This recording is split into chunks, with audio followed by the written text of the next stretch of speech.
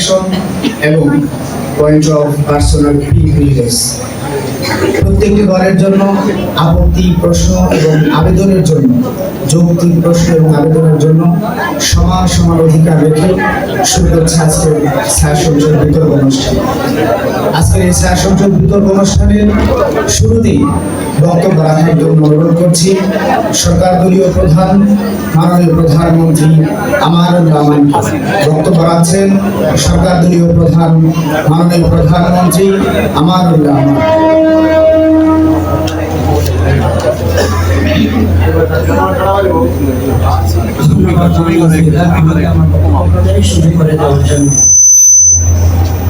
বিতর্কের শুরুতে সবাইকে জানাই আমার পক্ষ থেকে আন্তরিক শুভেচ্ছা ও অভিনন্দন। আজকে আমাদের বিতর্কের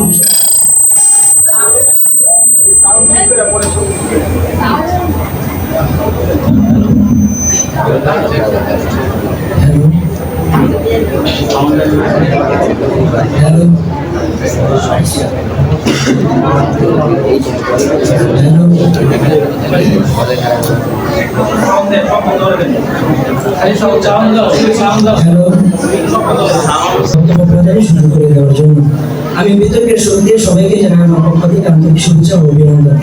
আজকে আমাদের বিতর্কের বিষয়বস্তু হচ্ছে জাতীয় নির্বাচন এবং গণহত্যার বিচার, তার আগে দরকার প্রয়োজনীয় সংস্কার। মাননীয় স্পিকার, আমি বিতর্কের আগে একটি প্রেক্ষাপট দেখিয়ে দিতে চাই। মাননীয় স্পিকার, বিগত 10 থেকে 15 বছর আমরা যে স্বৈর শাসনের ভিতরে ছিলাম, সেই স্বৈর শাসনে আমরা দেখেছি রাষ্ট্রের প্রত্যেকটা অবকাঠামো বিদ্যুৎবর্তী দলীয়করণের মাধ্যমে তৈরি করা হয়েছে। কি করে রাষ্ট্রের অবকাঠামো একটি নির্দিষ্ট ধরনের হয়ে গিয়েছিল। মাননীয় স্পিকার, আমরা যদি আরেকটু পিছনে দিকে যাই তাহলে আমরা দেখতে পাবো এই বাংলাদেশের নাগরিকরা যখনই কোনো অধিকার নিয়ে কথা বলতে চেয়েছেন তখনই আমাদের রাস্তায় নামতে হয়েছে, আন্দোলন করতে হয়েছে, রক্তাক্ত হতে হয়েছে। মাননীয় স্পিকার, অবশেষে যখন ছাত্র জনতা বাদ বাংলা স্মৃতির মতো মাঠে নামল, তখন তাদের রক্তের বিনিময়ে বাংলাদেশের বাংলাদেশে স্বাধীনতার নতুন সূর্য উদিত হলো। মাননীয় স্পিকার, এই পরিস্থিতিতে যদি আমরা প্রয়োজনীয় সংস্কার না করে একটি গণতান্ত্রিক নির্বাচন দিই তাহলে এই আন্দোলনের কোনো সফল আমরা পাবো না, এটা নিশ্চিতভাবে বলা যায়। মাননীয় স্পিকার, সংস্কার শব্দটির সাথে পরিচিত নয় এই দেশে আমার মানুষ খুব কমই আছে। সংস্কার শব্দটির আক্ষরিক অর্থ হলো মেরামত করা, সংশোধন করা। রাষ্ট্রের যে সমস্ত কাঠামো গণতন্ত্রের সংশ্লিষ্ট প্রক্রিয়ার সাথে জড়িত সেইগুলোকে সংস্কার করতে হবে, আর আমরা এগুলোকে রাষ্ট্র সংস্কার করি। মাননীয় স্পিকার, বড় দুঃখ নিয়ে বলতে হয় সারা গায়ে ব্যাপার গরম লাগাবো তাই আজ বাংলাদেশের দিকে লক্ষ্য করলে দেখা যাবে টেকনাফ থেকে তেঁতুলিয়া, রূপসা থেকে পাতুরিয়া পর্যন্ত এক কথায় পুরা বাংলাদেশের স্বৈর শাসন দিয়ে ভরপুর। মাননীয় স্পিকার, তবে যে কোনো সংস্কার না করলেই নয়।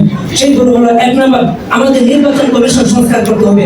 কারণ আমরা যদি বিগত 3টা নির্বাচন দেখি, 2014 সালে বিনা ভোটে নির্বাচন, 2018 সালে রাজ্যের ভোটে নির্বাচন এবং 2024 সালে আমি ভোটের নির্বাচনে আপনার আমার ভোটাধিকার হরণ করা হয়েছে। মাননীয় স্পিকার, আমরা বিগত 15 বছরে ভোট কেন্দ্রে কুকুর বিড়ালের ঘুম ছড়িয়ে দিয়েছে। মাননীয় স্পিকার, মৃত মানুষ ভোট দিয়েছে। মাননীয় স্পিকার, শিশু কিশোররা পর্যন্ত ভোট দিয়েছে। মাননীয় স্পিকার, তখন নির্বাচনের ব্যবস্থাটা কিছু এমন ছিল যে আমার ভোট আমি দিব, তোমার ভোট আমি দিব, সবার ভোট আমি দিব। মাননীয় স্পিকার,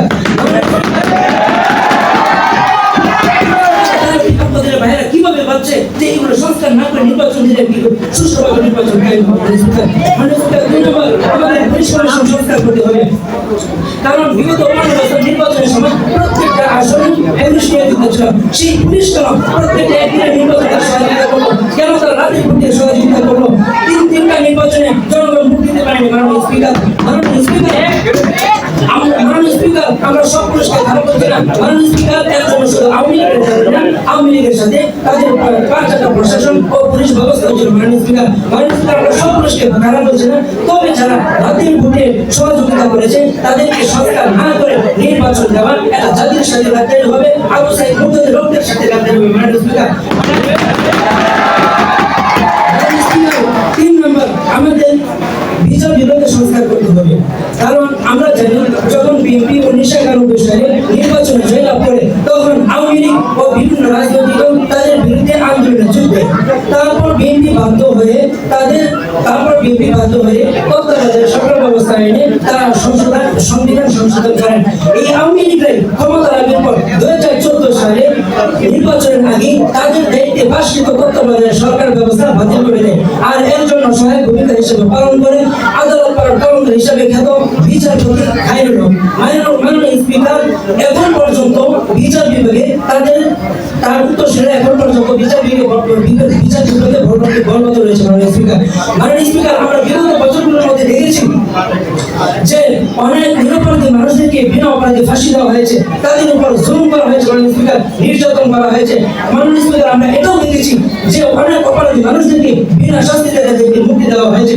মাননীয় স্পিকার আমি বিপদের বাইরের কাছে জানতে চাই, যদি এই বিচার বিভাগে এগুলো সংস্কার না করে গণহত্যার বিচার করা হয় তাহলে এই বিচার সুষ্ঠুভাবে হবে কিনা? মাননীয় স্পিকার তাই আজকে আমার স্থায়ী সংসদে জোর দাবি হচ্ছে যে জাতীয় নির্বাচন এবং গণহত্যার বিচার তার আগে দরকার প্রয়োজনীয় সংস্কার। এই ব্যাপারটা পাশ করা হবে। অন্যথায় এই বাংলাদেশ আর কোনোদিন শুরু বাংলাদেশের হয়ে পড়ে এবং সোনার হরিণ হয়ে থাকবে। মাননীয় স্পিকার ধন্যবাদ সবাইকে, ধন্যবাদ মাননীয় স্পিকার।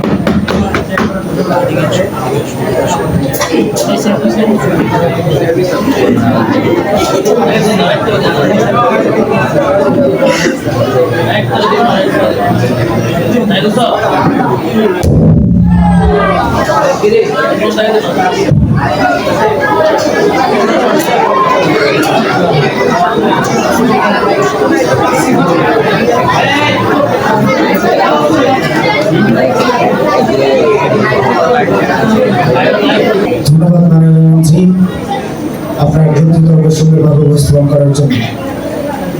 ছায়া সংসদের পর্যায়ে আমরা বক্তব্য শুনতে যাচ্ছি বিরোধী দলীয় প্রধান বিরোধী দলীয় নেতা H.M. ফজলে রাব্বির কাছ থেকে। বক্তব্য আছে দলীয় নেতা H.M. ফজলে রাব্বি। ধন্যবাদ মাননীয় স্পিকার, আমাকে এই ছায়া সংসদে একটু কথা বলার সুযোগ করে দেওয়ার জন্য। দেশটা আজকে এলোমেলো, পাগলামিতে ভরা, বলছে তারা সংস্কার হবে নির্বাচন ছাড়া।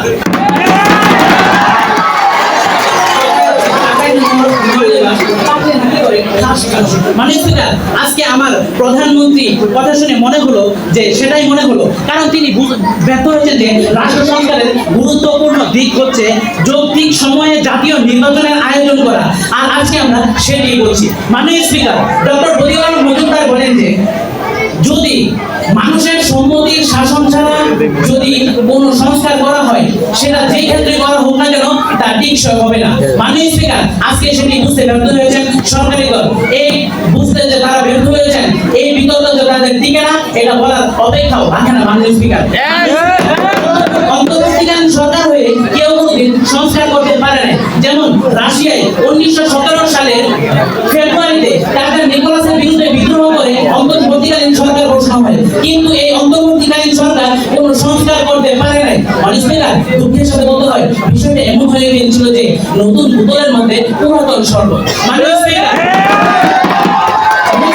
আমি এটা বলছি না যে বর্তমান বাংলাদেশের অন্তর্বর্তীকালীন সরকার কোনো সংস্কার করতে পারবে না, বরং আমি এটা বলছি সংস্কারের নামে তারা যে কার্যক্রম শুরু করেছে তা বিজ্ঞ মহল সহ জনগণকে ভাবিয়ে তুলছে। মাননীয় স্পিকার, যদি লক্ষ্য করুন তাহলে দেখতে পাবেন মুস্তফা সরোয়ার ফারুকী যে কিনা ট্রান্সজেন্ডারবাদ সমর্থন করে এবং নিজ স্ত্রীকে দিয়ে সমকামিতার পক্ষে শুটিং করে। মাননীয় স্পিকার, আমার বিরুদ্ধে প্রশ্ন হতে পারে যে তারা বলতে পারে আপনি শুধু একজনকে দেখে কি সবার উপর আঙ্গুল করবেন? আরেক তো ছিল আছে। মাননীয় স্পিকার, আমি বলবো মিস সামিরা খান মাহি, কামরুল হাসান মামুন এবং আবু সাইদ সহ আরো অনেকেই ট্রান্সজেন্ডারবাদ সমর্থন করে। তারা অনেকেই আছে যারা ট্রান্সজেন্ডারবাদ সমর্থন করে। তারা মনে হয় পড়ালেখা কম করে, এই কারণে তারা আরবিতে একটা প্রবাদ আছে জানে না, আল হুকমু লিল আকসারি, হুকুম অধিকাংশের মধ্যে। মাননীয় এই সকল ব্যক্তিদের দ্বারা আর যাই হোক জাতি এবং জাতির কল্যাণে সংস্কার হবে না। মাননীয় স্পিকার, আজকে দেশের সব রাজনৈতিক দল কি চাচ্ছে? আজকে দেশের রাজনৈতিক দলগুলো চাচ্ছে যে আগে সংস্কার হোক তারপর নির্বাচন হোক, কিন্তু এটা দ্রুত। মাননীয় স্পিকার, লক্ষ্য করুন আমার হাতের দিকে। মাননীয় স্পিকার, লক্ষ্য করুন আমার হাতের দিকে।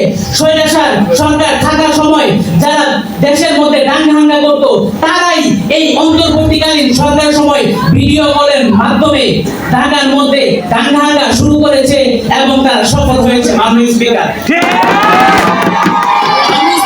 যদি বিষয়গুলো এমনই হয় তাহলে সংস্কার কোথায় হচ্ছে মাননীয় স্পিকার? মাননীয় স্পিকার, তাই আজকে নির্বাচনের মাধ্যমে রাজনৈতিক দলগুলো যারা আমাদের প্রতিনিধি হয়ে দেশকে চালাবে সেই বিশ্বাস আমরা জনগণের সরকার চাচ্ছি মাননীয় স্পিকার। মাননীয় স্পিকার, আমার বিরোধী দলের বন্ধুরা বলে যে আগে সংস্কার হবে পরে গণহত্যার বিচার। মাননীয় স্পিকার, আপনি লক্ষ্য করুন আমার আরেকটা প্রমাণের দিকে। আজকে ফেসবুকে স্ট্যাটাস দিয়ে আগের দিন পরের দিন আদালতে হত্যা করা হচ্ছে, কিন্তু এর কোনো বিচার হচ্ছে না। তাহলে নাহিদ সাহেব কিভাবে প্রযুক্তি উন্নত করছেন, কিভাবে সংস্কার করছেন যে তিনি এই বিচার করছেন না এখন মাননীয় স্পিকার? আমার বিরোধী দল প্রতিপক্ষ বলে যে পুলিশ কর্মকর্তাদের সংস্কার করতে হবে। যদি সংস্কার করতেই হয় তাহলে আর কবে করবে মাননীয় স্পিকার? এই বাংলাদেশের সকল জনগণ মরার পরে কি করবে মাননীয় স্পিকার? আমি বুঝতে পারছি না। নির্বাচন চাওয়ার পিছনে সবচেয়ে বড় যুক্তি হলো যে তারা নির্বাচনের নামে, তারা সংস্কারের নামে নির্বাচনকে পিছনে রেখেছে এবং এখনো সংবিধান স্থগিত করেনি। এর দ্বারা বোঝা যায় যে তারা স্বৈরাচার সরকারকে আবার দেশে আনার একটা অপচেষ্টা চালিয়ে যাচ্ছে। আজকে মনে হচ্ছে যে আমরা কোনো আগে স্বৈরাচার মন্ত্রীর কথা শুনছি, কারণ স্বৈরাচার মন্ত্রীরা যে কোনো কথাই বলতো যে বিকল্প কি হবে। আজকে প্রধানমন্ত্রীর কথা শুনেও মনে হলো তিনিও বলতে চাচ্ছেন বিকল্প কি হবে। উত্তরে বলছি বিকল্প হলো নির্বাচনের মাধ্যমে তুমি আমি আমরা সকলে। তাই বলবো যে চলো সবাই একসাথে বলি আমার সোনার বাংলা, আমি তোমায় ভালোবাসি এবং নির্বাচনের মাধ্যমে সংস্কার করে দেশটিকে এগিয়ে নিয়ে যায়। ধন্যবাদ মাননীয় স্পিকার, ধন্যবাদ সকলকে।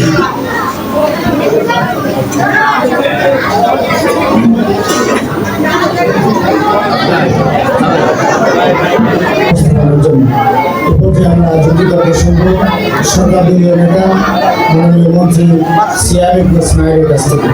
বক্তব্য রাখবেন সিয়াম ইবনে ইসমাইল। আরেকটু বলবো সরি তার একটু বুঝতে ধন্যবাদ মাননীয় স্পিকারকে আমাকে বক্তব্য প্রদানের সুযোগ করে দেওয়ার জন্য। বিকল্প কি? আমি, তুমি, আমরা। এই আমরা শক্তিটা যখন জুলাই বিপ্লবের মূল প্রতিপাদ্য বিষয় ছিল সংস্কার করা, তখন আমার বিরোধী দল এই আমরা শক্তিকে ভুলে গেছে। তারা প্রথমে প্রয়োজনীয় রাষ্ট্র সংস্কারের অপেক্ষা করেছে, যার তীব্র নিন্দাবাদ জানিয়ে আমি আমার বক্তব্য শুরু করেছি। মাননীয় স্পিকার, আল জাজিরাকে দেওয়া সাক্ষাৎকারে ডক্টর ইউনূস বলেন, জুলাই বিপ্লবের হাইলাইট ছিল সংস্কার করা আর একটি নতুন বাংলাদেশ করা। একটি নির্বাচন দিলে নতুন বাংলাদেশ হয়ে যাবে না। একটি নির্বাচন দিলে নতুন বাংলাদেশ হয়ে যাবে না। দৈনিক ইনকিলাবের রিপোর্ট অনুযায়ী 81% মানুষ সংস্কারের পক্ষে দাবি তুলেছে। এখন সংস্কার গণদাবিতে পরিণত হয়েছে। আর আমেরিকা এই জিনিসকে 1707 থেকে 18 সালে থেকে করেছিল, যার সময় তার 250 বছর পর পাচ্ছে। তাই মাননীয় স্পিকার, এখন সময়ের দাবি হচ্ছে সংস্কার করা, নির্বাচন নয়। মাননীয় স্পিকার, বিডিওতে এসেছে সমমান সার্ভিস আলম বলেন, শুধু নির্বাচনের জন্য 2000 মানুষ জীবন দেয়নি, অর্ধ লাখ মানুষ রক্ত দেয়নি, বরং নির্বাচনের সঙ্গে জড়িত সিস্টেমগুলো জলদি সংস্কার করে অন্তর্বর্তী সরকারের নির্বাচনে যাওয়া উচিত। আমরা এটা বলছি না যে রাষ্ট্রের সবকিছু সংস্কার করে তারপর নির্বাচন দাও। আমরা এটাও বলছি না যে আগামী 5 বছর সংস্কার করাও, বরং সংস্কারের জন্য ন্যূনতম একটা যৌক্তিক সময় তো লাগবে। কোন বিবেকবান মানুষ এই কল্পনা করতে পারে না যে গত 16 বছরে দুর্নীতি করলো 4-5 মাসের মধ্যে সংস্কার হয়ে যাবে। তাই নির্বাচনের সঙ্গে জড়িত প্রতিষ্ঠানগুলো সংস্কার করে অন্তর্বর্তী সরকারের নির্বাচনে যাওয়া উচিত। মাননীয় স্পিকার, আমি একটু উদাহরণ বোঝাতে চাই, যদি কোপের মধ্যে কোনো গরু মারা যায় তাহলে সেগুলো না করে সারা জীবন পানি ওঠানো যেমন পাক হবে না, ঠিক তেমনিভাবে গত 16 বছরের দুর্নীতি কোনো সংস্কার না করে নির্বাচন দিলে বাংলাদেশ কখনো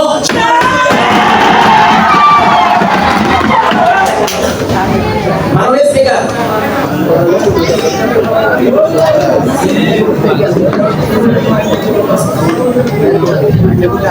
স্পিকার, শুধু নির্বাচন কমিশন একা সুষ্ঠু নির্বাচন দিতে পারে না, বরং তার সঙ্গে আরো অনেকগুলো প্রতিষ্ঠান জড়িত।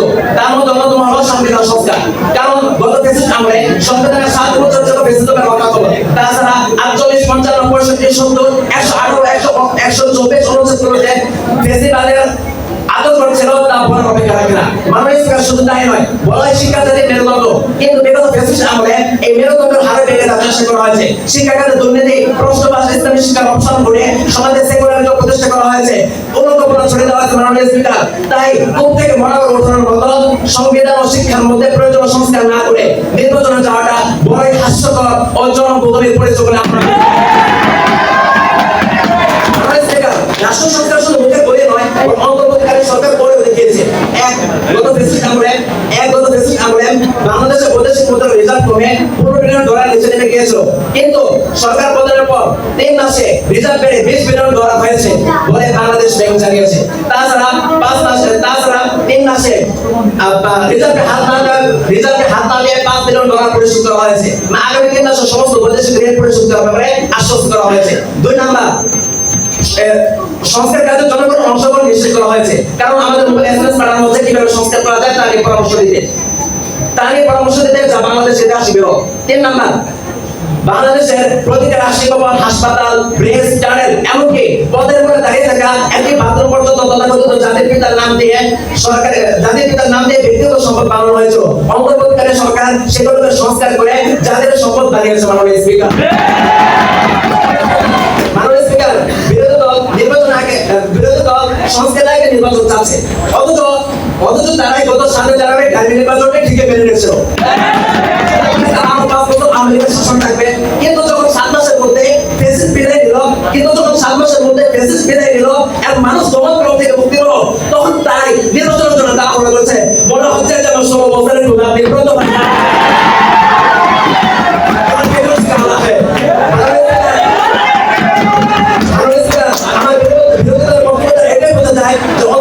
সরকারের কাজ হলো একটি নির্বাচন দেওয়া, আর সংস্কারের কাজ নির্বাচন জয়ী করবে।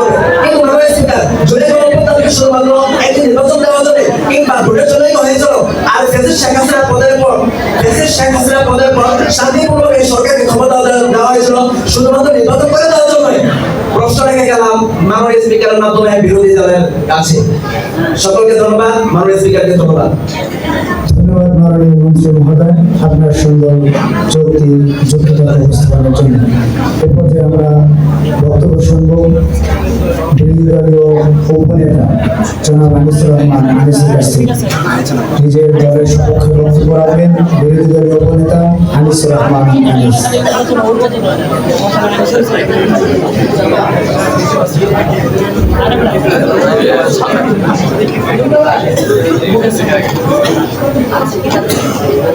السلام عليكم ورحمة الله وبركاته. السلام عليكم ورحمة الله وبركاته. ধন্যবাদ মাননীয় স্পিকার, আজকে এই সংসদের কথা বলার সুযোগ করে দেওয়ার জন্য। মাননীয় স্পিকার, রক্তের বন্যায় নিষেধাজ্ঞা অন্যায়। মাননীয় স্পিকার, আপনি কি জুলাইয়ের রক্তিমাকে দেখেছেন? সেদিন যেন মোবারক দিনমুক্ত আবু সাঈদ, পাঠান পায়াস, আব্দুল আহাদ, তাহমিদ কিংবা সেই বিচার বহির্ভূত হত্যাকাণ্ডের সকল শহীদদেরকে বরণ করতে আসমানকে রক্তে লাল দিয়ে সাজানো হয়েছে। মাননীয় স্পিকার, আজকে আপনাকে বুঝতে হবে শহীদ আবু সাঈদ ও দিনমুক্তের আত্মত্যাগ কেন দেওয়া হয়েছে, শহীদরা কেন নিজেদের জীবনকে ত্যাগ করেছে, শহীদরা কেন নিজেদের জীবনকে বিসর্জন করেছে। মাননীয় স্পিকার, আপনি যদি তা নিয়ে রিসার্চ করেন, শুধু আপনি না, আপনি, আমি, আমার প্রতিপক্ষ দল, এমনকি প্রত্যেকটা ব্যক্তি যদি তা নিয়ে রিসার্চ করে, তাহলে তারা সেখানে একটা কারণে খুঁজে পাবে, শহীদরা শহীদ হয় ন্যায় বিচারের জন্য, তাদের জীবন চলে গেলেও যেন তারা ইনসাফ পায়। মাননীয় স্পিকার, আজকে এমন একটা সময় এসে এমন এক প্রেক্ষাপটে দাঁড়িয়ে আমার প্রতিপক্ষ ভাইয়েরা জাতীয় নির্বাচন এবং গণহত্যার বিচারের পূর্বে রাষ্ট্র সংস্কারের পক্ষে সাবাই গাচ্ছে, সেটা আমার বুঝে আসছে না। মাননীয় স্পিকার, যেখানে তাদের লয়ার মার্ডার ঠিক নয়, যেখানে এখন দেশের দূষণা রয়েছে, এখন যদি আপনি তাদের হত্যাকাণ্ডের বিচার না করেন, তাহলে আপনি আপনার দেশের বৈষম্যকে কখনো নিজেদের আওতায় আনতে পারবেন না। মাননীয় স্পিকার, শুধু শহীদ আবু সাঈদ ও বীর মুগ্ধ নয়, অসংখ্য ভাইয়েরা নির্মমভাবে শহীদ হয়েছে। সবচেয়ে বড় কথা হলো 105 জন শিশু শহীদ হয়েছে।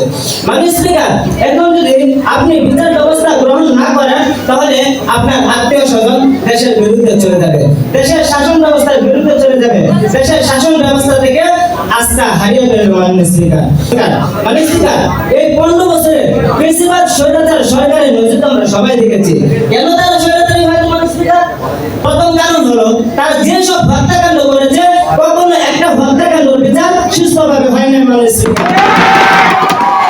এমনকি 2013 সালে বঙ্গপ্রাণ মুসলমানদেরকে যেভাবে শাপলা চত্বরে গণহত্যা করেছিল, মাননীয় স্পিকার, আমি একজন মুসলমান হিসেবে নয়, স্বাভাবিক মানুষ হিসেবে আমার আত্মা কেঁপে উঠেছে। মাননীয় স্পিকার, মাননীয় স্পিকার, আজকে যদি এই বেশিরভাগ স্বৈরাচার সরকারকে বিচার করা হতো তাহলে আজকে যদি এই বেশিরভাগ স্বৈরাচার সরকারকে বিচার করা হতো মাননীয় স্পিকার, আজকে যদি এই বেশিরভাগ স্বৈরাচার সরকারকে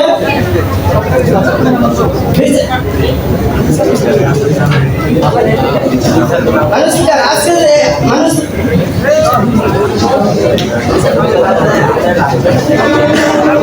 স্পিকার, আর এই গণহত্যার বিচার না হওয়ার কারণে এই বেশিরভাগ স্বৈরাচার সরকার রক্তক্ষয়ী হয়েছিল। মাননীয় স্পিকার, মাননীয় স্পিকার,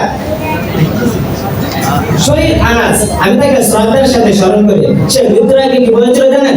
সে মৃত্যুর আগে বলেছিল, আমি কোনো কোটা চাই না, আমি কোনো দল চাই না, আমি কোনো রাজনীতি চাই না, আমি কোনো কিছু চাই না, আমি শুধু চাই শহীদ আবু সাঈদ ভাইয়ের হত্যার বিচার।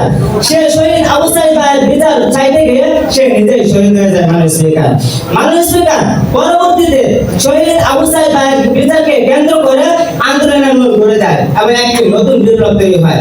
এমনকি এক পর্যায়ে এই বেশিরভাগ স্বৈরাচার সরকার ক্ষমতাচ্যুত হতে বাধ্য হয়। মাননীয় স্পিকার, মাননীয় স্পিকার, আজকে এই বেশিরভাগ স্বৈরাচার সরকার পতনের অন্যতম কারণ হলো গণহত্যার বিচার না করা, গণহত্যাকারীদের প্রশ্রয় দেওয়া। মাননীয় স্পিকার, মাননীয় স্পিকার, আজকে আমরা আমাদের অন্তর্বর্তীকালীন সরকারকে ক্ষমতায় বসিয়েছি গণহত্যার বিচারের পাশাপাশি রাষ্ট্র সংস্কারের জন্য, ন্যায়সূরতে শয়তানের ধোঁকা দেওয়ার জন্য নয়। মাননীয় স্পিকার, ন্যায়সূরতে শয়তানের ধোঁকা দেওয়ার জন্য নয়। মাননীয় স্পিকার, মাননীয় স্পিকার, আজকে যদি এই বেশিরভাগ স্বৈরাচার সরকারকে কোনো নজিরবিহীন শাস্তি দেওয়া হতো, কোনো নজিরবিহীন শাস্তি দেওয়া হতো তাহলে নির্বাচন কমিশন, পুলিশ ডিপার্টমেন্ট ও রাজনৈতিক দল ও বিচার ব্যবস্থা এবং যতগুলো প্রশাসনের মধ্যে বেশিরভাগ স্বৈরাচার সরকারের 5-6টা দোষরা রয়েছে, তারা মনে করতো এত বড় বড় রাঘবদেরকে শাস্তি দেওয়া হয়েছে তাহলে আমাদেরকে আরো কঠিন শাস্তির সম্মুখীন হতে হবে।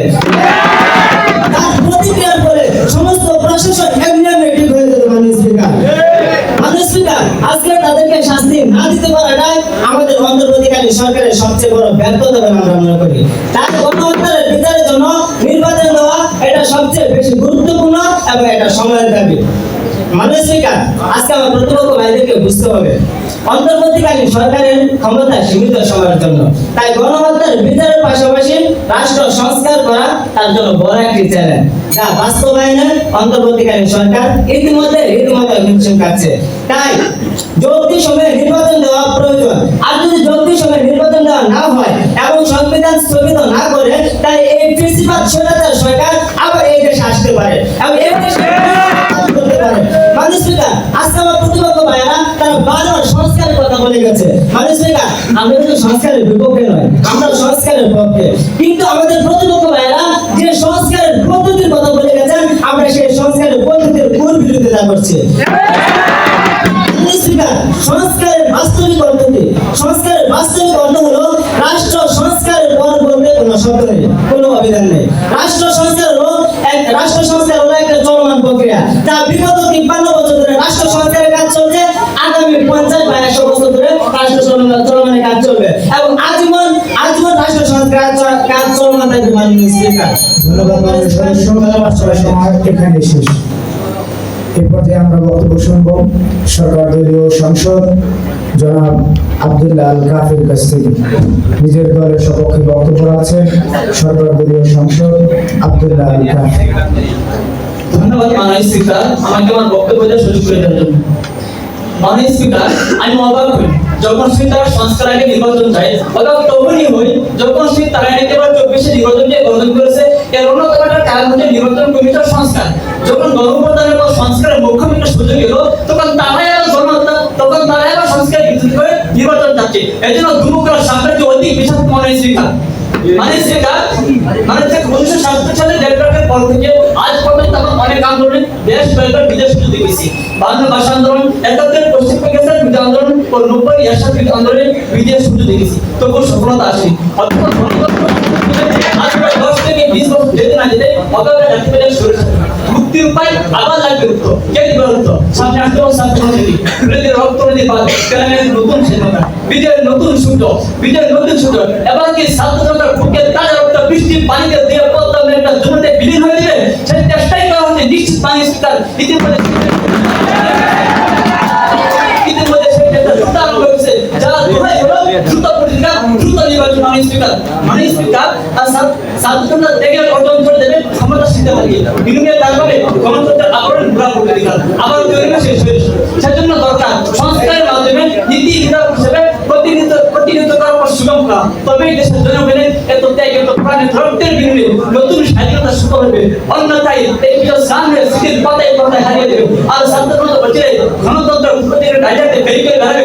রক্ত লাগবে রক্ত, ঠিক যাবে। আর ফির মুক্ত বলেছিল পানি লাগবে পানি। মাননীয় স্পিকার, আমার এক ভাই বলে গেছেন মানুষের সম্মতি ছাড়া সংস্কার করলে সংস্কার হয় না। মাননীয় স্পিকার, কোন বিবেচনা করলে আমার বুঝে আসে না। আপনার সঙ্গে রিপোর্ট আছে 81% মানুষ সংস্কার সম্পূর্ণ করতে চান, দৈনিক ইন্দিরাপন্থী স্লোগান, যার রিপোর্ট আপনার সামনে আছে। মাননীয় স্পিকার, যুক্তির সময় যৌক্তিক নির্বাচনের কথা বলছি।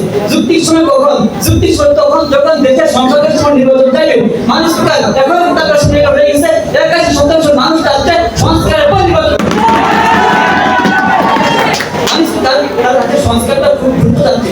মানুষের বিষয়টা এমন হলো, একজন মেয়ে বিয়ে হলো, 2 দিন পর তার মেয়ে আসে বললো না আমার একটা কন্যা লাগবে। 2 দিন পর দাঁড়িয়ে শুরু না বৌমা আমার একটা কন্যা লাগবে। অতঃপর এই মেয়ের জন্য কি 2 মাস 3 মাস পরে এই কন্যাটা দেওয়া সম্ভব? মানুষ তারা এই কাজটা করতেছে। মানুষ তারা মাত্র 2 থেকে 3 5 6 মাসের মধ্যে মাত্র সংস্কারের কাজ শুরু হয়েছে, আর তারা এখন সব সংস্কার করে ফেলতে চাইছে। মাননীয় স্পিকার, মানুষের কোথায় আছে কালিমাত হাক্কিন উরিদা বিল বাতিল। মাননীয় স্পিকার, আমার এক ভাই নির্বাচনের সামনে রেখে গণহত্যার আবেগী স্লোগান দিয়ে গিয়েছে। আবেগী স্লোগান দিয়ে ক্ষমতা আসার ব্যর্থ চেষ্টা চালিয়ে যাচ্ছে, কিন্তু জনগণ তাদের আবেগী স্লোগানের পতন বুঝে গেছে তাদের দাবি সত্ত্বেও ওই মতলব খারাপ। আজ কিন্তু আমরা উপযুক্ত একটা বিষয় তারা সংস্কার যাচ্ছে, আমরাও সংস্কার যাচ্ছে, কিন্তু তারা সংস্কারটা যাচ্ছে ক্ষমতা আসার পরে। আমি আমরা গত 52 থেকে 53 বছর দেখেছি তারা ক্ষমতা আসার পরে বড় বড় ইশতেহার ঘোষণা করে, কিন্তু ক্ষমতা আসার পরে সেগুলো মনে রাখে না। নির্বাচনে দলীয় সরকার থেকে সংস্কারে আসার কাজ ছেলেদের কাছে মুরগি দিয়ে নিরাপত্তা চাওয়ার মতো বিপ্লবীদের বক্তব্য কে দিচ্ছে?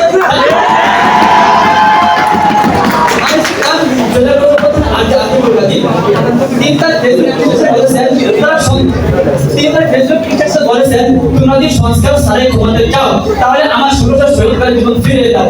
মাননীয় স্পিকার, তিনি আরো বলেছেন তোমরা যদি সংস্কার সারে ক্ষমতা চাও তাহলে আমার 22,000 আহত ভাই আগে সুস্থ ফিরে দাও, আমার হাত ফিরে দাও। মাননীয় স্পিকার, এটা শুধু আর জাতীয় দাবি নয়, এটি প্রতিটি মানুষ দাবি, প্রতি শহীদ দাবি, মুক্ত ওয়াসিম সাইদের দাবি। মাননীয় স্পিকার, কিন্তু বিপক্ষ বাইরে কোন বিবেচনায় বলতেছে তারা এখন নির্বাচন চাচ্ছে, শহীদের রক্তের সাথে গাদ্দারি করতে চাচ্ছে, শহীদের মানুষের সাথে গাদ্দারি চাচ্ছে। মাননীয় স্পিকার, এটা আমার বুঝে আসছে।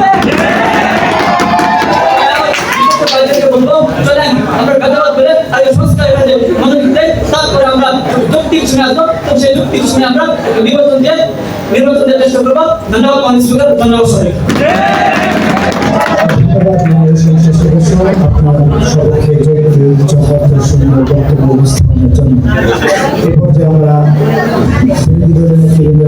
সর্বশেষ বক্তব্য শুনবো আজকের এই সংসদের বিরোধী দলের নেতৃবৃন্দের সর্বশেষ বক্তব্য উপস্থাপন করবেন বিরোধী দলীয় সম্মানিত সাংসদ সিফাতুল্লাহ আল হায়াত।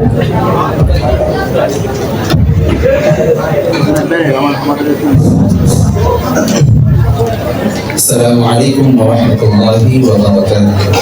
حامدا ومصليا أما بعد. ধন্যবাদ মাননীয় স্পিকার আপনাকে আজকের এই ছায়া সংসদে আমাকে কিছু বলার সুযোগ করে দেওয়ার জন্য। মাননীয় স্পিকার, পক্ষ দলের বন্ধুগণ একটা আবির্ভাব বলে দিয়েছেন, কালিমাতু হাক্কিন উরিদা বিহাল বাতিল, কথা সত্য মতলব খারাপ। আমরাও বলি রাষ্ট্রের সংস্কার করতে হবে, কিন্তু রাষ্ট্রকে সংস্কার করার নামে বর্তমান অন্তর্বর্তীকালীন সরকার যেভাবে দেশ এবং জনগণকে ক্ষতির সম্মুখীন করছে মাননীয় স্পিকার, এটা কিন্তু আর কারো নিকট অস্পষ্ট নয় মাননীয় স্পিকার। শত শত ছাত্রছাত্রীরা নিজের ভোটের তাজা রক্তকে ঢেলে দিয়ে অর্জন করেছে মহাস্বাধীনতা।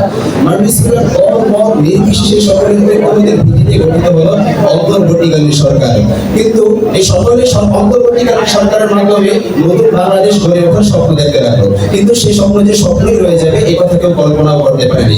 মাননীয় স্পিকার, এই সরকারের প্রধান কর্ম হওয়া কি উচিত ছিল? নিশ্চয়ই সেটি হচ্ছে বাংলাদেশ রাষ্ট্রকে নিজের ব্যক্তিগত, পারিবারিক ও গোষ্ঠীগত সম্পদ বানিয়ে ফেলা, ফেসিবাদের দোষর সহযোগীদের কঠোর শাস্তির আওতায় আনা। কিন্তু মাননীয় স্পিকার, দেখা যাচ্ছে সরকারের খুব কম উপদেষ্টাগণই এই নিয়ে কথা বলছেন। মাননীয় স্পিকার, আমার দলের প্রধান বক্তা এবং দ্বিতীয় বক্তা জাতীয় নির্বাচন এখন কেন প্রয়োজন এবং গণহত্যার বিচার না হওয়া সেই বিষয়ে খুব যৌক্তিক আলোচনা করে গিয়েছেন। মাননীয় স্পিকার, আমাদের 24 গণঅভ্যুত্থান কিসের জন্য ছিল? অবশ্যই বৈষম্যহীন বাংলাদেশ গড়ার লক্ষ্যে ছিল। কিন্তু মাননীয় স্পিকার, আমি যদি বলি অন্তর্বর্তীকালীন সরকার বৈষম্যহীন বাংলাদেশ গড়তে সক্ষম হয়নি কিংবা সম্পূর্ণরূপে ব্যর্থ হয়েছে, তাহলে আমি মোটেও বাড়িয়ে বলবো না। তবে মাননীয় স্পিকার, আমরা যদি শুধুমাত্র মিডিয়ার বৈষম্যের বিষয়ে বলি, তাহলে বলতে পারি ইসলাম ও মুসলিম উম্মার প্রতি যত ধরনের বৈষম্যের বিষয় ঘটছে, এখনো সবচেয়ে উপরে অবস্থান করছে মিডিয়ার বৈষম্য। মুসলিম স্বার্থকে আঘাত করা যায় এমন সামান্য বিষয়কে 3 থেকে তাল বানিয়ে পেশ করা হচ্ছে। মাননীয় স্পিকার, ইসলামের বদনাম করা যায় এমন সামান্য বিষয় নিয়েও তারা সিরিজ প্রতিবেদন করছে এবং এখনো সে পথে হাঁটছে। মাননীয় স্পিকার, তাদের হলুদ সাংবাদিকতা ও বৈষম্যের সাম্প্রতিক উদাহরণ হলো ভারত কর্তৃক আরোপিত 2024-এর স্মরণকালের ভয়াবহ বন্যায় বন্যার্তদের পাশে আলিম দিনদার শ্রেণীর ভূমিকাকে ইচ্ছাকৃত এড়িয়ে যাওয়া। মাননীয় স্পিকার, 100 কোটি টাকার ত্রাণ ও পুনর্বাসনের বিশাল পরিকল্পনা হাতে নেয় আসুন্নাহ ফাউন্ডেশন। কোনো মিডিয়া এটা নিয়ে খন্ড নিউজ করলেও প্রসিদ্ধ জাতীয় কোনো গণমাধ্যমের কাছে এটা কোনো নিউজই নয়, কারণ এটা ইসলামপন্থীদের কাজ। নিউজ করলে তো ইসলামপন্থীদের ইমেজ বাড়বে। মাননীয় স্পিকার, অপরদিকে ইসলাম ও মুসলিম বিরোধী যে কোনো ইস্যু প্রমোট করা এবং প্রচার করার ক্ষেত্রে এই জাতীয় মিডিয়ার ভূমিকা কার অজানা? মাননীয় স্পিকার, ইসলামের বিরুদ্ধে কথা বলা ক্ষুদ্র ক্ষুদ্র বক্তব্যকে খুব ফলো করে প্রচার করা হয় এবং সে ব্যক্তিকে এমন ভাবে ফলো করা হয় যে যেন সে জাতির কর্ণধার। অপরদিকে মুসলিমদের মধুমন্ত্র পর্যায়ের মনীষী ব্যক্তিদের জাতীয় পর্যায়ের বক্তব্যকে কোনো গুরুত্ব দেওয়া হয় না। মাননীয় স্পিকার, এই সকল বৈষম্য যদি অন্তর্বর্তীকালীন সরকার দূর করতে না পারে, তাহলে কি অর্থ থাকে বৈষম্য বিরোধী আন্দোলনের? কি অর্থ থাকে? আমি যদি এই সরকারের শিক্ষা সংস্কার দিকে তাকাই, তাহলে আমার মাথার উপর একজন আকাশ ভেঙে পড়ে, পায়ের নিচ থেকে মাটি সরে যায়। মাননীয় স্পিকার, একটি স্বাধীন মুসলিম দেশের শিক্ষাখাত কিভাবে কয়েকটি চরম বিতর্কিত এনজিও এবং গুটিগত দুষ্কৃতিকারীদের হাতে কুক্ষিগত হয়ে আছে। মাননীয় স্পিকার, একটি জাতির শিক্ষা কারিকুলাম প্রণয়ন করা হয়েছে ব্র্যাকের ক্যাম্পাসে। আমাদের সামাজিক বিকার ও মূল্যবোধ ধ্বংসের ব্র্যাক প্ল্যান ইউনিসেফের কার্যকলাপ সম্পর্কে যাদের মোটামুটি ধারণা রয়েছে, শিক্ষা ব্যবস্থার সাথে এগুলোর সম্পৃক্ততার ভয়াবহতা তারা ঠিকই বুঝতে পারবেন।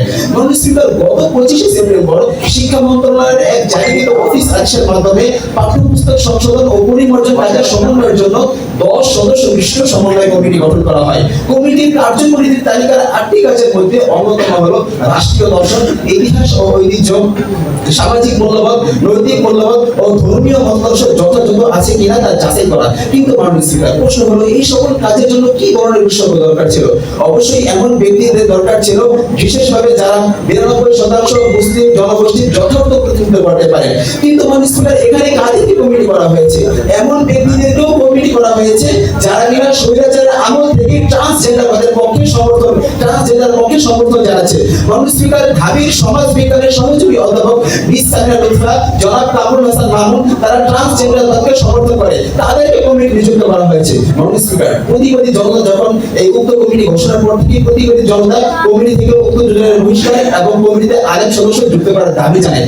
এক পর্যায়ে সরকার 28 সেপ্টেম্বর পুরো কমিটি বাতিল করে দেয়। মাননীয় স্পিকার, মাত্র 2 জন বিতর্কিত ব্যক্তি, একজনের পুরো কমিটি বাতিল, বিষয়টি গোটা জাতির সামনে একটি জ্বলন্ত প্রশ্ন রেখে যায়। মাননীয় স্পিকার, যাই হোক, গণমানুষের দাবিকে আমলে নেওয়ায় জনগণ সরকারকে সাধুবাদ জানানোর প্রস্তুতি নিচ্ছে। তখনই দেখা গেল আরো বড় বিপত্তি। কারণ পরবর্তীতে 41 সদস্য বিশিষ্ট যে কমিটি গঠিত হয় তাতে উপরোক্ত দুজন তো আছেনই, সাথে আছেন বিতর্কিত আরো কয়েকজন মানুষ। শুধুমাত্র এতটুকু বলি, ইসলামী শিক্ষা বই পরিমার্জনের কাজ যাদেরকে দেওয়া হয়েছে তাদের মধ্যে একজন হলেন জনাব আবু সাইদ খান, যে কিনা প্রসিদ্ধ মুলহিদ তথা কোরআনের মন গড়া ব্যাখ্যাকারী। এমন ব্যক্তিকে দেওয়া হয়েছে দেশের 92% মুসলিম জনগোষ্ঠীর শিশু কিশোরদের শিক্ষা বই, ইসলাম শিক্ষা বই পরিমার্জনের দায়িত্ব। মানুষ অন্তর্বর্তীকালীন সরকার এই সমস্ত ব্যক্তিদের মাধ্যমে যদি আমাদের শিশু কিশোরদের মগজে নাস্তিকতার বীজ বপন করতে চায়, তাহলে মানুষ আমি সুস্পষ্ট ভাষায় বলতে পারি, অন্তর্বর্তীকালীন সরকারকে জনগণ এই জন্য ক্ষমতায় বসায় দিয়ে মানুষ। আজকে তো প্রশাসনের কথা বলে গেলেন, বারবার বলেছেন যে প্রশাসনের ক্ষেত্রে সংস্কার 4-5 মাসের মধ্যে সংস্কার হবে না, সংবিধান সংস্কার হচ্ছে ইত্যাদি, অর্থনৈতিক সংস্কার কথা বলেন।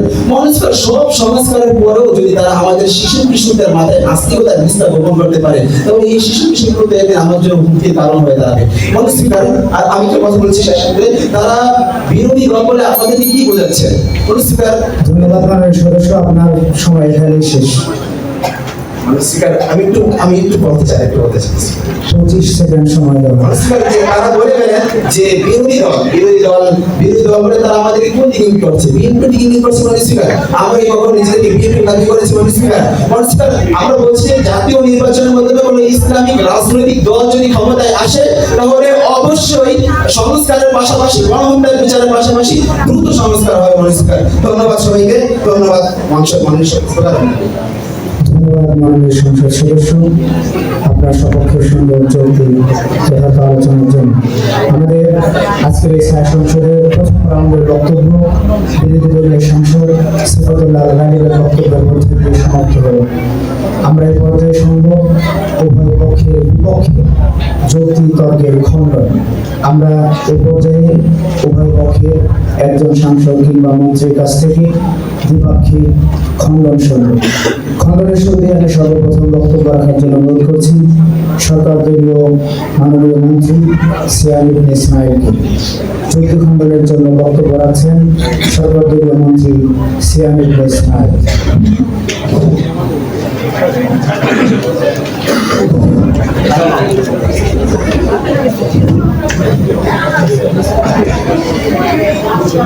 কপাল বন্ধ, চোখ থাকিতে অন্ধ।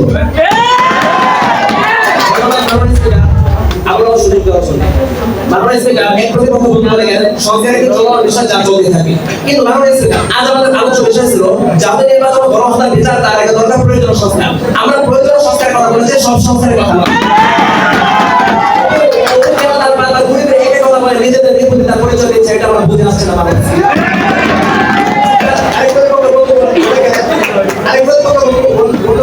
আমরা কেন গণহত্যার বিচারের আগে সংস্কার চাচ্ছি? মাননীয় স্পিকার মাথায় আছে সরিষা দিয়ে ভুল তারা নয়, কিন্তু যদি সরিষা তারার মধ্যে ভুল থাকে তাহলে সে ভুলকে এটা হবে। তাই আমরা সমস্যা বলতে চাই, বিচারের সংস্কার না করে গণহত্যার বিচার করলে কিভাবে সুষ্ঠু বিচার পাওয়া যাবে? আপনার সংস্কারের পক্ষে, অথচ এখনো প্রশাসনে আওয়ামী লীগ রয়েছে। মাননীয় স্পিকার প্রতিপক্ষ আমাদের উপর ভিত্তির অভিযোগ দায়ের করেছেন। ফ্যাসিস্টের সাথে যুক্ত এমন অন্তর্বর্তীকালীন সরকার উপদেষ্টা বানিয়েছে বলে আমাদের জানা নেই। আমরা কারণে বলতে করতে চাই না। আছে এখন নিষ্পত্তি বহাল আছে, এরকম ভিডিও আছে যারা ফিজিক্সের আপনি আমার কথা শুনেন, যারা আন্দোলনের ঘোর বিরোধী ছাত্রদের ঘোর বিরোধী আন্দোলনের ছাত্রদের ঘোর বিরোধী ছিল, এমন ভিডিও এখন নিষ্পত্তি বহাল হয়েছে। এখন দলের প্রমাণ আমার কাছে আছে। মাননীয় স্পিকার আমরা কারণে উল্লেখ করতে চাই না। প্রতিপক্ষ যাদের নাম উল্লেখ করেছেন তারা ফেসিস্টের সাথে যুক্ত নয়, কারণ আমরা যারা সোশ্যাল মিডিয়ায় বিতর্ক করে থাকি তারা দেখতে পাই যে এসব প্রতিনিয়ত ফেসিস্টের ঘাটে ভারতের বিরুদ্ধে বক্তব্য দিয়ে যাচ্ছেন। এমনকি ভারতের যে তারা বাংলাদেশের চোখ রাখতে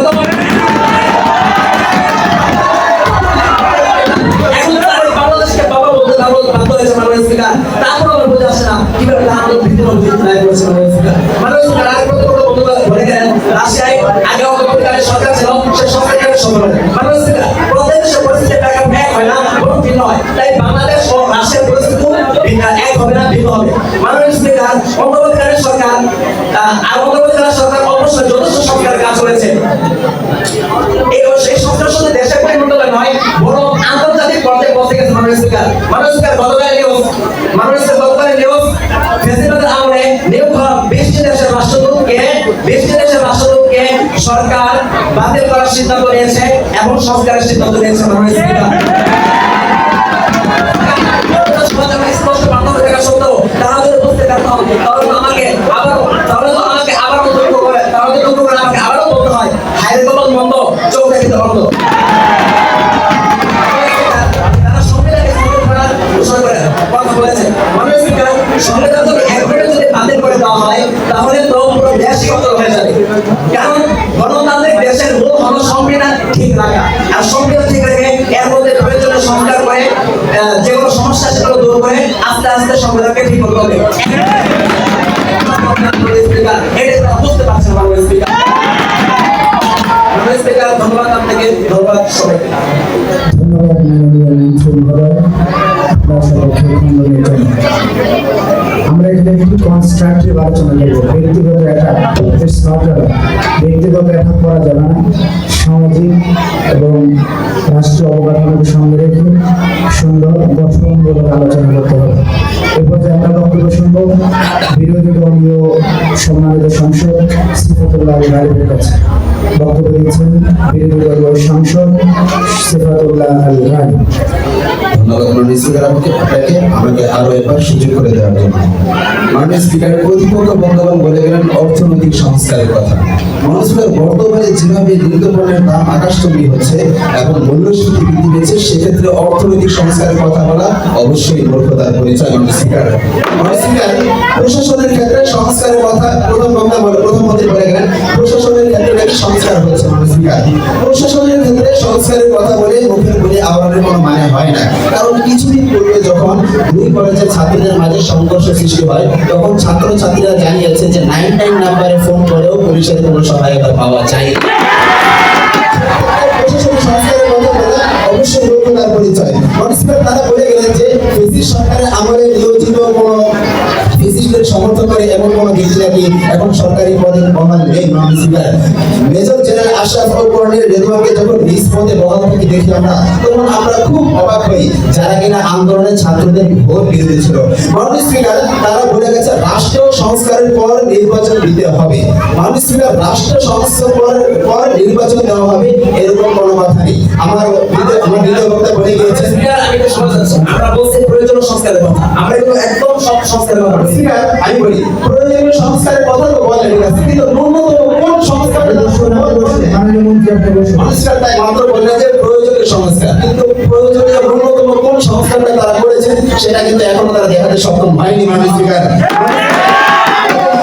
আমরা যদি শুধু এতটুকু ব্যাখ্যা করি যে অন্তর্বর্তীকালীন সরকার, এই দুটো শব্দ অন্তর্বর্তীকালীন সরকার, এই অংশটুকু যদি ব্যাখ্যা করি, তাহলে আমাদের কাছে স্পষ্ট হয়ে ওঠে যে এই সরকারের কাজ হচ্ছে ঘটকের পর্যায়ে, অর্থাৎ এই সরকার দ্রুত নির্বাচনের মাধ্যমে এখান থেকে সরে যাবে এবং রাজনৈতিক কোনো দলের কাছে ক্ষমতা হস্তান্তর করবে। মাননীয় স্পিকার, তারা বলছে যে আমরা নাকি 16 বছরের 7 মিটার এসেছি।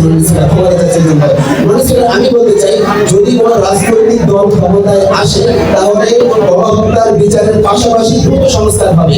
এর কারণ হচ্ছে রাজনৈতিক দলের একটা পর্যায়ক্রম আছে, ধারাবাহিকতা রয়েছে, কারণ প্রত্যেক সেক্টরে তাদের জন্য আলাদা লোক নির্ধারিত রয়েছে।